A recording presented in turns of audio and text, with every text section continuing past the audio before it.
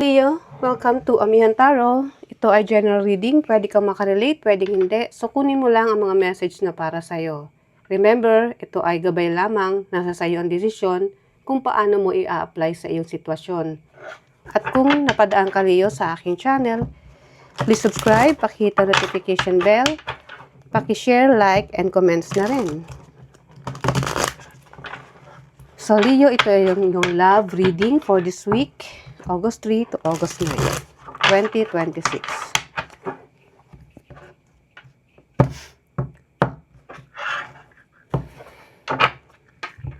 Ang iyong current energy, the Devil, Challenge, 5 of Cups, Focus, Queen of Swords. Energy in the future, 5 of Pentacles, the outcome, the Hierophant.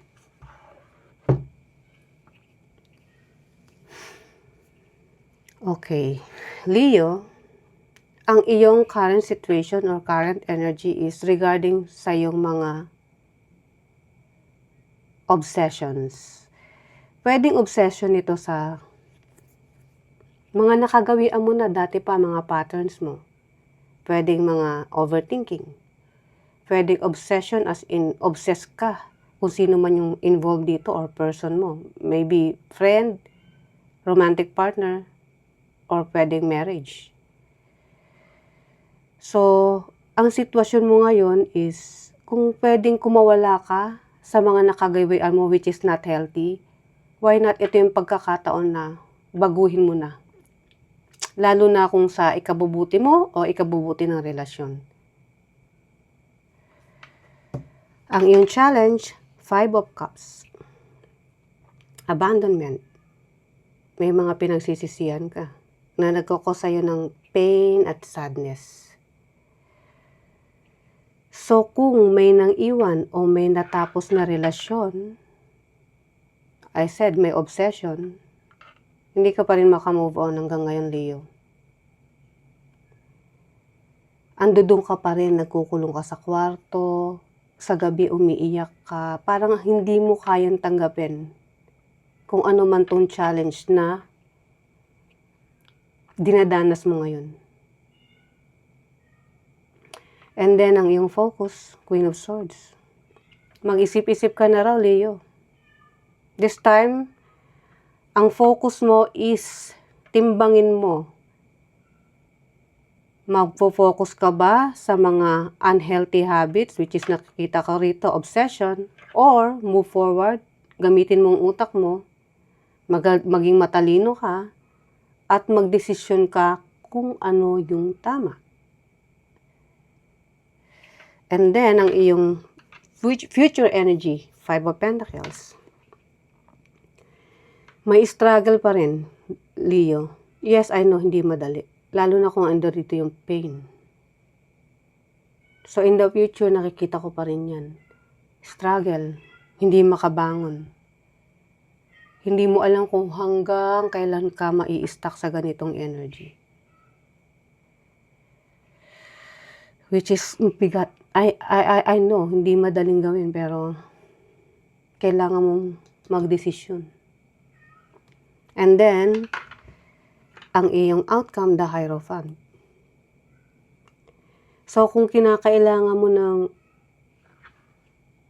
therapy o advice sa isang taong malapit sa'yo o literal na psychology or mga professional, gawin mo.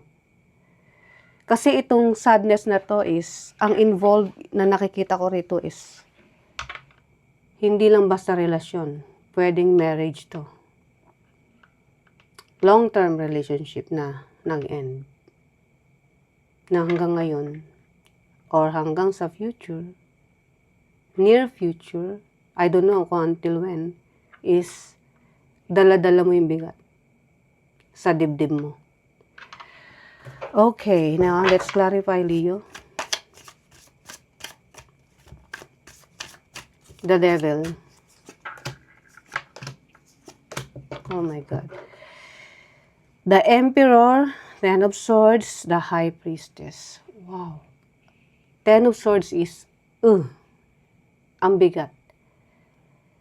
Andiyan very controlling, kung sino man to, which is laging nakadikta kung anong gagawin mo. Very masculine, very bossy.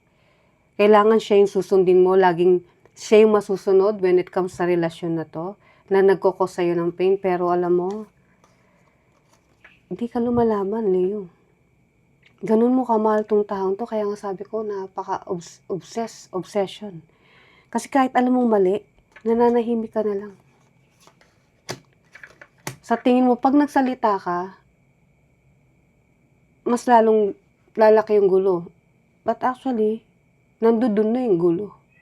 Ang kinakailangan mo na lang is tanggapin, masakit man, which is 10 of Swords, then move forward. I know, hindi madaling sabihin yan, pero pinagdidesisyon ka na rito. Kung habang buhay na lang na ang magdidikta sa'yo o magkokontrol sa relasyon na ito is itong taong to, which is sabi ko nga may kinalaman to sa kasal or long-term na partnership or relationship. Pero para sa'yo, siya yung mundo mo, kaya kahit na masakit, kahit na alam mong kinokontrol ka, mananahimik ka na lang. Which is very opposite sa kilala kong Leo, kasi ang Leo is palaban. Lion nga, di ba? Leo. Pero this time, ang nakita ko sa iyong sitwasyon is, ganun mo kamahal itong taong to. Once na may sinabi, yun na lang ginagawa mo, nananahimik ka na lang. So now, ito yung gigisingin ka ng universe ng, now, Leo, ngayon, magsalita ka. Or kung di ka ba magsalita, well, magdesisyon ka. Gawin mo yung tama, yung deserve mo. Hindi yung ganito. Diba? Wala nang equal give and take dito. 5 of Cups. Ako nga, ramdam ko yung bigat What more, ikaw pa. Ikaw nakakaranas nito diba? Clarify ng the Wheel of Fortune, the Empress, the 7 of Pentacles. Yeah. Alam mo, Leo, matagal ka na nagtiis dito. Kasi nag-ano ka pa umasa ka pa na someday may magbabago. Na baka magbaliktad ang mundo, na magising tong taong to or kung sino mang karelasyon mo rito, na magkakaroon din ng harmony. Kumbaga yung pagpapasensya mo rito talagang sagad. Hanggang sa hindi mo na kaya kailangan mo na magdesisyon. Kasi ikaw yung taong very loving, hindi mo lang minamahal to, kumbaga yung pag-aaruga bilang asawa, ando doon. Laging nandiyan ka sa likod niya para sumuporta sa kanya. Pero dati pa, binibigyan ka na ng pagkakataon na, Leo, gising. Kailangan mo nang tigilan to. Move forward na. Kung hindi para sa'yo to, tigilan mo na. Baka meron pang kasi Wheel of Fortune is may mga opportunity pa na magbubukas sa'yo. Nakabaligtara ng sitwasyon na to. So, why not subukan mo? 'Di ba? Mag-explore ka. Huwag mong sayangin yung mundo mo o atensyon mo sa isang toxic na relationship, which is hindi na healthy. So, Wheel of Fortune is new cycle na raw. Move on, move forward. Iwanan mo na to na nagkukos sa'yo ng pain, sadness, lahat na. Anxiety. Queen of Swords, ang iyong focus.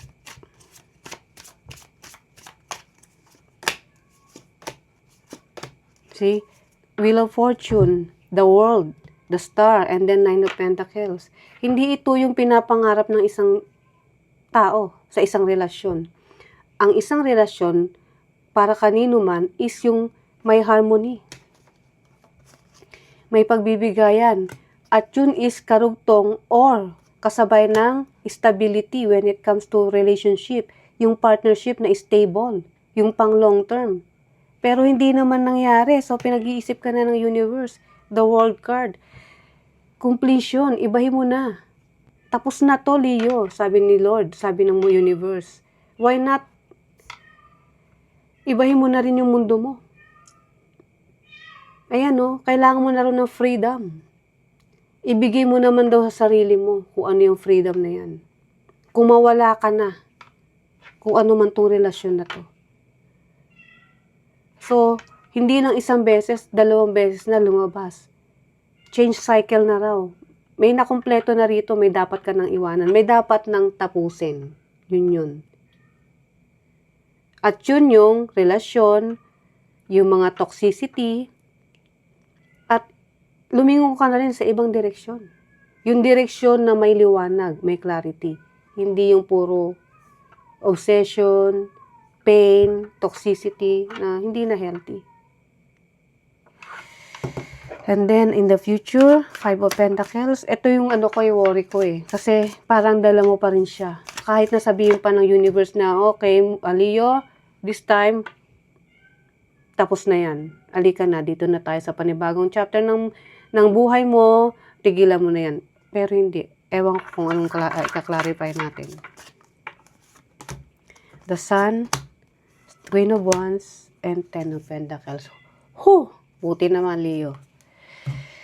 The Sun, which is ikaw to, the Queen of Wands is, mga energy mo to. It means, in the future, yes, may bigat, which is mararamdaman mo pa rin yan, hindi easy, hindi ganun kadali. Pero, once na nagkaroon ka ng clarity, tingin ko mag-i-enjoy ka dahil nandito yung pagta-travel, kasi isa yun sa way mo ng healing eh. Then, once na makita mo lahat, magising ka, magkaroon ka ng aha moment. Kasi ikaw si Queen of Wands eh. Ikaw yung taong deserve mo yung mas magandang sitwasyon. Kasi kung sa ganda lang o sa itsura, sa charisma, meron ka. Di mo kailangan sayangin yan. I-explore mo. Pakita mo kung ano yung meron ka. Sa isang relationship, yung dinideserve mo. Diba? At ito, hindi mo deserve tong ganitong relasyon. Hindi yan nararapat sa'yo. Dahil ikaw si Queen of Wands. Ang very charismatic, mapagmahal, gusto ng stable at may harmony sa relasyon. Pero ito, wala. So, why not? Mag-move forward ka. Diba? At pag nagawa mo yan, nandirito na si 10 of Pentacles, which is stability. Yung relasyon na hinahanap mo, matatagpuan mo yan. First, sa sarili mo. And then, bahala ka na kung kanino mo ibibigay yan. Kung kanino mo uli bubuksan yung puso mo. Para makapag-umpisa sa isang relasyon na para sa'yo. Yung nararapat sa'yo. Okay, ang iyong outcome, the Hierophant.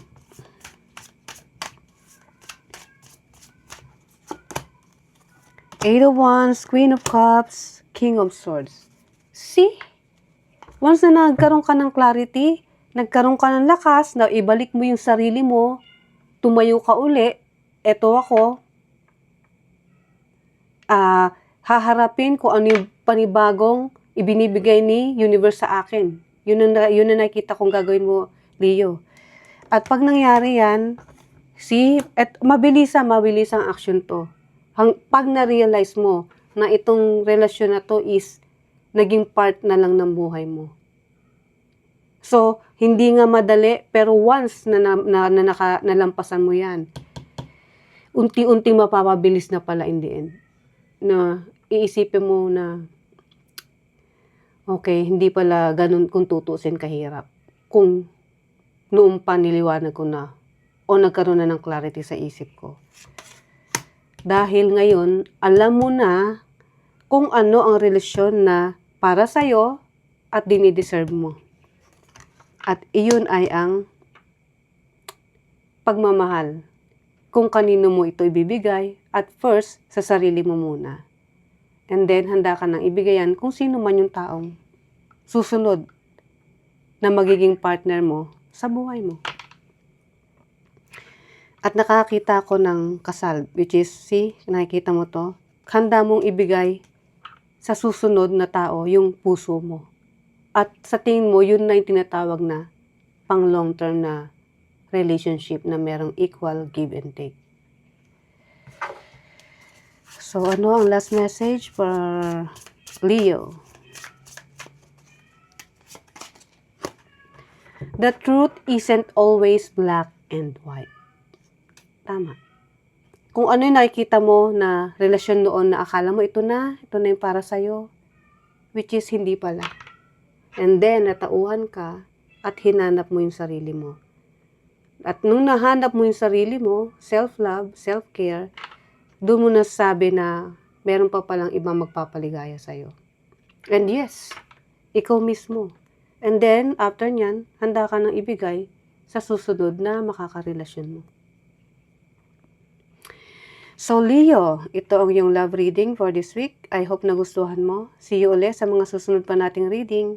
Bye!